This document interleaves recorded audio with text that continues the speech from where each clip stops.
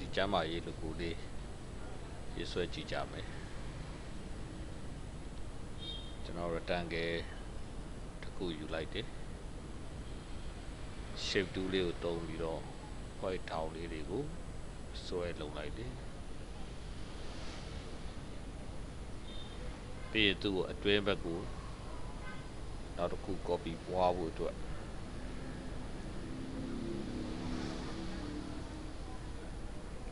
plan to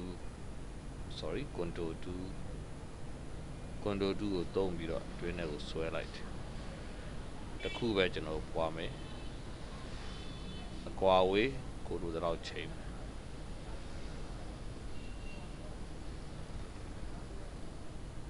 ဒီပုံစံလေးရပြီဆိုရင်ပြန်ပြီးတော့ arrange နဲ့ break control group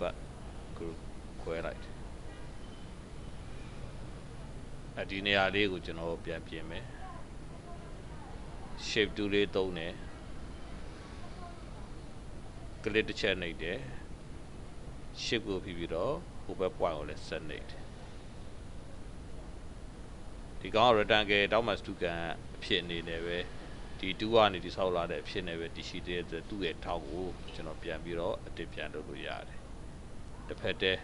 လိုချင်တာဒီဟာလေးပဲကျွန်တော်ပြန်ပြီးတော့ဖြောင်းလို့ချင်တာပြီးရင် down white ကလေးလုပ်မယ်စဝိုင်းလေးသုံးလိုက်မယ်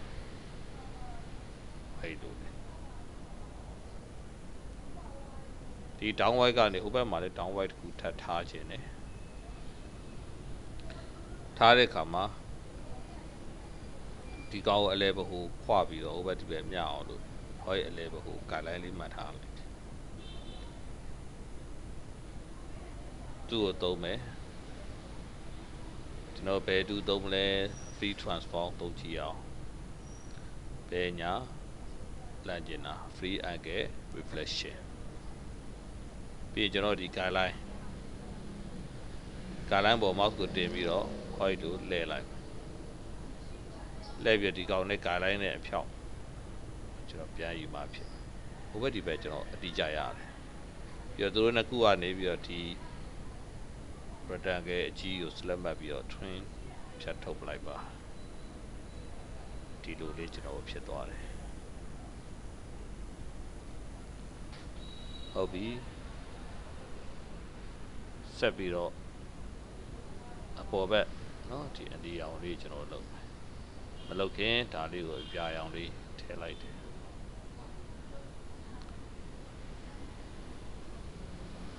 ဟောဒီ freehand tool ကျွန်တော်သုံးလိုက်ပါမယ် click နှိပ်တယ် control ဖိပြီးတော့ click နှိပ်တယ်အဲ့တော့ဒါဒီဘက်တစ်ချက်ဒီဘက်နည်းနည်းလေးကားလိုက်တယ်ဟောဒီလိုလေး shape tool လေးနဲ့မကဒီဘက်နဲ့ကတ်ထားဒီကားလိုက်ရဲ့ဒီဘက်တစ်ချမ်းကိုကျွန်တော်ရေးဆွဲနေတာကာပြန်ပြီးတော့နောက်ထပ် rectangle လေး sorry freehand tool နဲ့ပဲ click တစ်ချက်နှိပ်တယ် click တစ်ချက်နှိပ်တယ်ဒီဘက်ကိုလာတယ်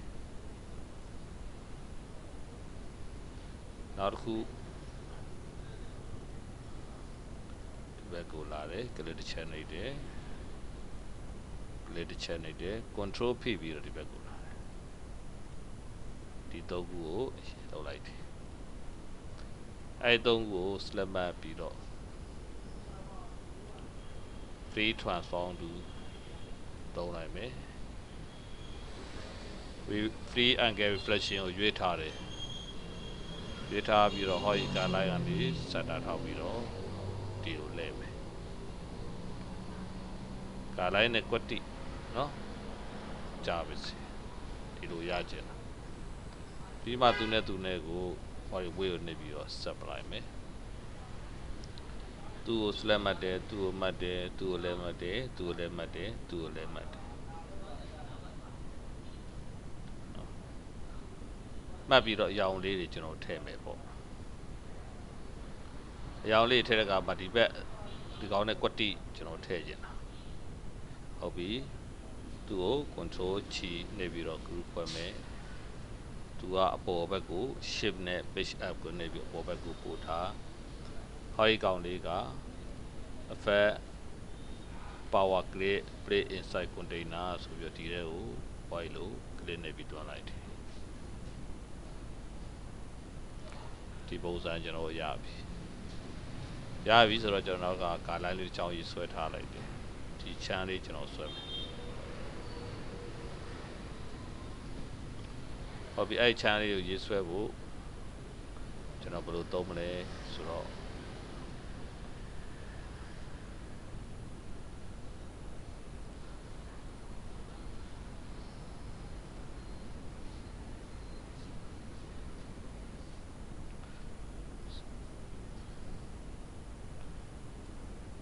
စဝိုင်းချမ်းလေးတစ်ခုရထားလိုက်မယ်စဝိုင်းချမ်းပြင်မယ်ဆိုရင်သူနဲ့ကျွန်တော်ပြင်လို့ရတယ် shape 2လေးသုံးပြီးတော့ဒါလေးကိုဒီဘက်ကိုသွားထားလိုက်တယ်ဒီလိုလေးအဲ့ကောင်ကိုကျွန်တော်ဆက်မှာသူကစဝိုင်းဘဝမှာပဲရှိနေတဲ့အတွက် convert to cap ဆိုပြီး cap ပြောင်းမလိုက်ပြီးရင် free undo သုံးမယ်ဒီမက်ကနေ click channel control ဖြစ်ပြီးဒီဘက်ကိုလာလိုက်တယ်ဒီလိုမျိုးလေးပေါ့ဒါလေးကိုကျွန်တော် point ထူလိုက်မယ်ဒီနေထားလောက်လေးနည်းနည်းလောက်ထပ်ကြည့်လိုက်မယ်ဟုတ်ပြီဒါလေးအောက်ကိုရွှေ့ထားလိုက်တယ်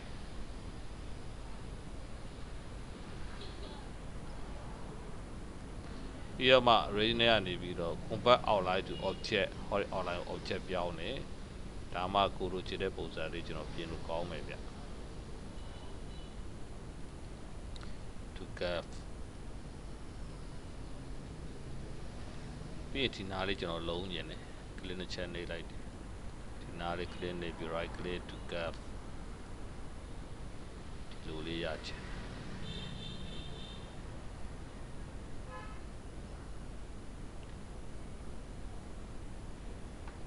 ဟုတ်ပြီအဲ့သူ့ကိုကျွန်တော် outline လေးထည့်မယ် order ဖြစ်ပြီးတော့ဒါလေးကိုနှိပ်လိုက်ပြီးရင်နောက်ထပ် swine လေးတွေလာမယ်ဝါဝိုင်းလေးတွေသူကဒီ object ရဲ့နောက်ကိုသွားမယ် control ဖြစ်ပြီးတော့ page down copy tab ပွားဖို့ keyboard ကအပေါင်းလေးကိုနှိပ်ဒီဘက်ကိုလာမယ်ရွှေ့မယ် control ဖြစ်ပြီးတော့ page down နှိပ်ပြီးတော့နောက်ကိုပို့တယ်သူတို့နှစ်ခုတွဲကိုလိုတလောက် site ကြည့်လိုက်ဒီနားလောက်ထိလို့ချင်တယ်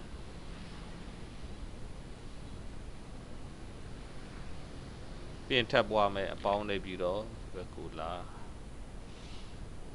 control နဲ့ page down နှိပ်တယ်ဟောဒီလိုလေးရမယ်သူတို့ထပ်ပြီးတော့ဟိုဘက်ကို copy လမ်းမယ် free transform tool နဲ့ပဲ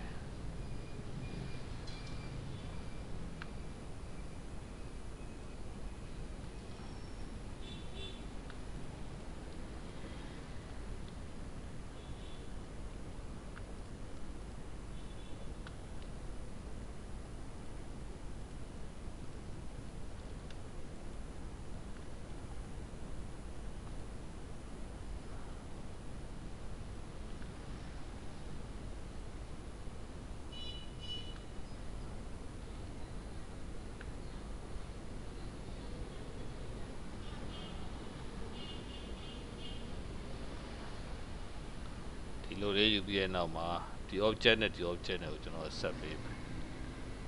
ဟုတ်ပြီအားလုံးက group ဖြစ်နေလို့ကျွန်တော် group ခွဲလိုက်သူ့ကိုလည်း group ခွဲပေးပါသူတို့နှစ်ခုသားလေးရင်ဆက်ချင်တာဒီလိုယူလိုက်မယ်ပြီးရင် control G group ခွဲ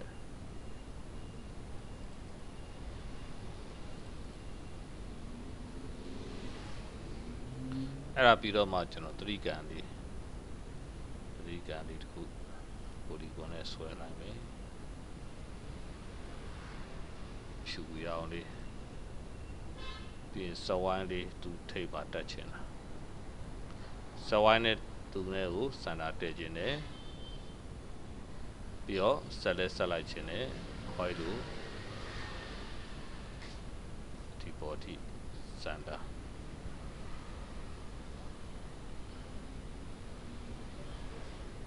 အဲ့လိုလေးထားပြီးတော့မှ shape 2သုံးပြီးတော့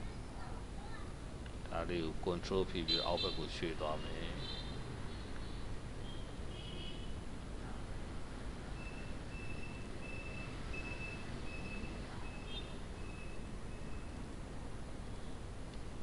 ဒီလိုပုံစံလေးရခြင်းတယ်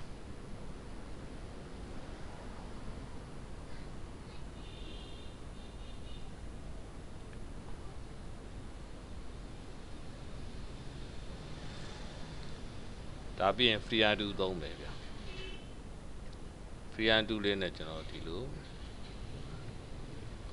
free undo လေးနဲ့ဝေလေးမွေကောက်လေးပေါ့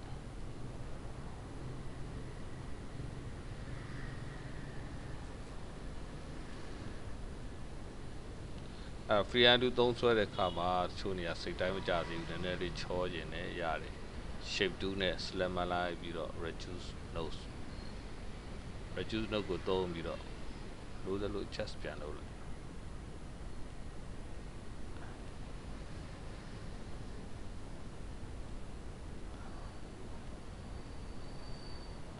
white လို့လေ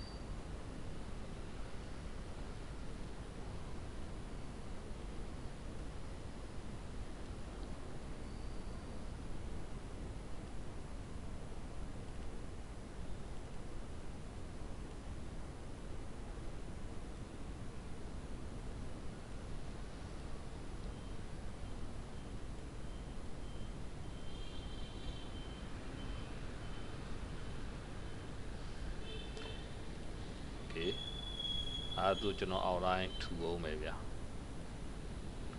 8 point ဟုတ်ပြီ3 point လောက် okay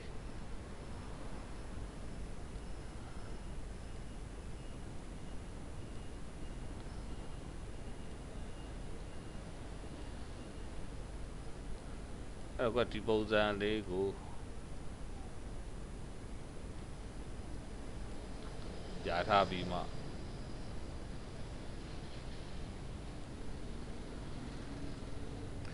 ဆက်လုပ်မလဲဆိုတော့သူ့ကိုအောက်ကလေးကိုရှူလိုက်ရှူတာတွေပြင်လို့ရအောင်လို့ original convert outline to object ပြီးရင်ဒီနားမှာ point လေးကိုရှော့မယ် click နှစ်ချက်နေပြီးရှော့လိုက်ဒီနေရာလေးကိုဒီလိုလေးဝင်လိုက်မယ်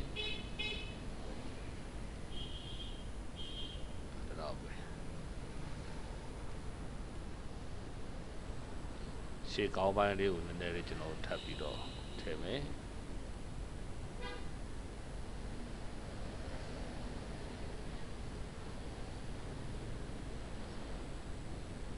ကောင်းပိုင်းလေးကိုထပ်ပြီးတော့ထည့်ဖို့အတွက်ကိုကြိုက်တဲ့တူနဲ့ဆွဲလိုက်ပါကျွန်တော်3 point cap လေးနဲ့ပဲဆွဲလိုက်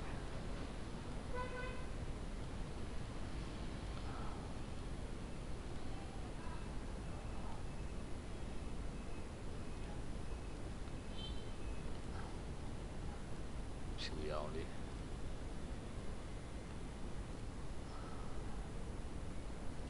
โอเคသူနဲ့ group ဖွဲ့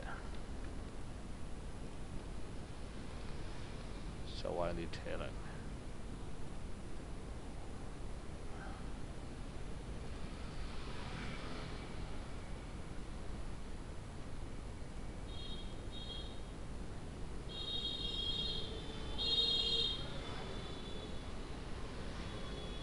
copy ပွားမယ်အပေါင်းကိုနစ်ပြီးတော့ flip လာလိုက်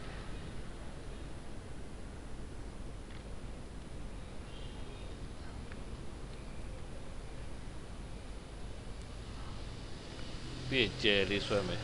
ကျဲ star ဒါလေးကိုဒီဘက်ကိုထား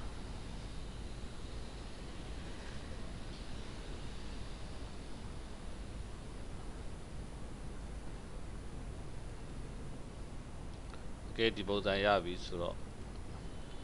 ပြေမကစပနာလေးဆွဲမယ်